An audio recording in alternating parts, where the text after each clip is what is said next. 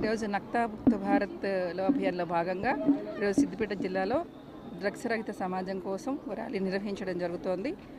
దీనిలో భాగంగా ఏంటంటే ముఖ్యంగా యువత కానీ ఎవరైనా సరే కానీ డ్రగ్స్కి వ్యతిరేకంగా పోరాడాలి. డ్రగ్స్ బారిన పడకుండా వాళ్ళ జీవితాలను వాళ్ళు కాపాడుకోవాలి. ఒకవేళ ఎవరైనా సరే కనుక అలాంటి వాటికి కనుక ప్రలోభాలకు కనుక లోనైతే తప్పకుండా డిస్ట్రిక్ట్ అడ్మినిస్ట్రేషన్ కానీ పోలీస్ డిపార్ట్మెంట్ వారికి కానీ తెలియజేయాలి. ఒకవేళ అలాంటి వాళ్ళు కనుక ఎవరైనా ఉంటే కనుక తప్పకుండా వాళ్ళందరికీ కూడా డ్రగ్ డీ అడిక్షన్ సెంటర్ జిల్లా హాస్పిటల్లో ఏర్పాటు చేయడం జరిగింది. వాళ్ళు ట్రీట్మెంట్ చేసుకొని మళ్ళీ సాధారణ పౌరులుగా మారడానికి కూడా అవకాశం ఉంది.